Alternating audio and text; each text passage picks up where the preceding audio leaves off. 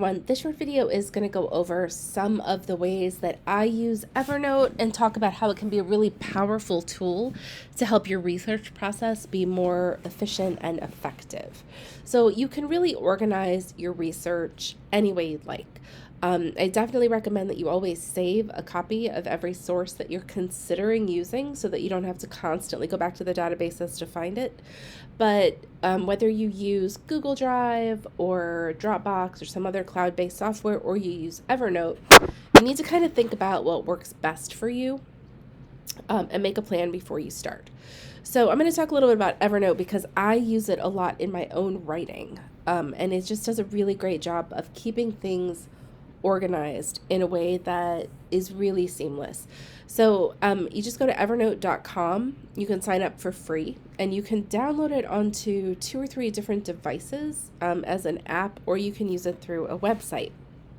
So you can try it for free. It's not a big deal. But basically the nice thing is you can work everywhere, and it creates kind of a cloud-based storage option for all of your research notes.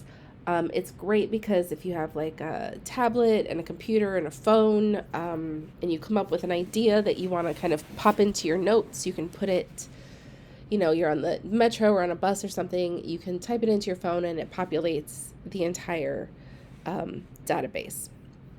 So this is what my Evernote looks like. And what you're going to see is I use this a lot for my own writing. I write historical fiction, so it requires a lot of research.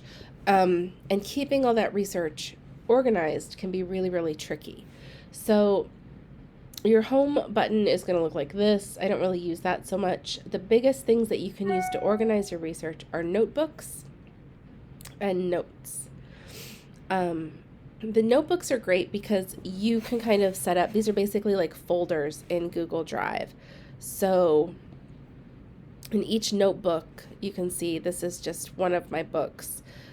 Every one of these notes is some sort of source that I found. So when I click on the note, it will pull it up. And the way that I organize it is I put the title of the source, the author, and whatever information I need about that author in the source. Sometimes, if it's from a specific source, I'll use, let me see if I can find one. I'll put the website information so that I can go straight to it. When you make a new note, this is what it looks like. You can include attachments. You can include a to-do list. So if you can use this as a reminder. You can include a calendar stuff. You can put photographs, all sorts of things. So like when you make a new note, for instance, let me close these up. You can literally just put an attachment. You can also do an audio file as well. So there's a lot of different ways to do this. One of the reasons I really like Evernote, though, is if you double click on the note you've just created, you can size it, and then you can actually scroll behind it without losing this window. And let me show you what I mean by that. So if I pull up, a database and I'm reading an article, I can pull up my note and I can scroll that article behind the note so that I could be taking notes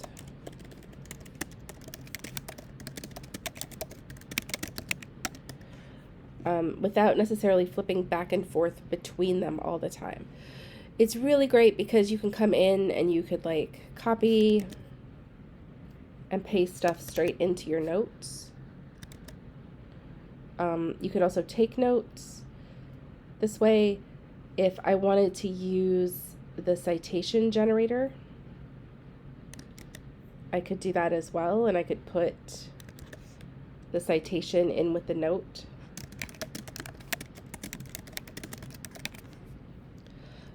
You can share notes with other people. You can do all sorts of things.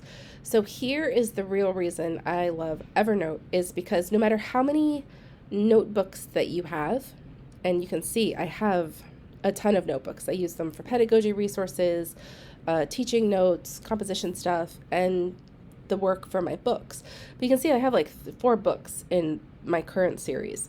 And if I'm looking for something specific, and I do, like I said, I do historical fiction a lot. So if I'm looking for all the references to Chinatown, I can search all of my notebooks for those references. If I want to search everything for pedagogy,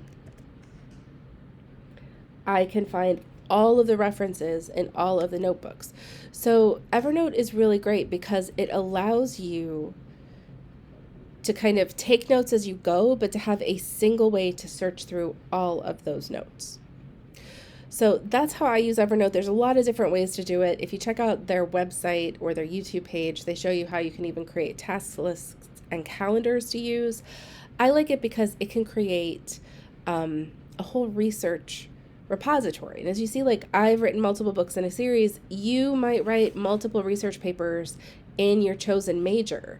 And then, a year from now, you go back and you're doing the same sort of topic. You can go back and find the research that you did a year ago without having to try to find it in the databases again.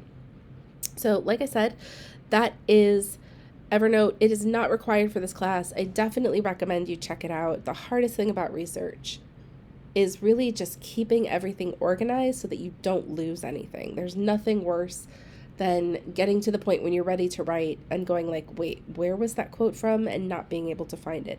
So whichever strategy you use, having a research organizational tool is really, really important to your success.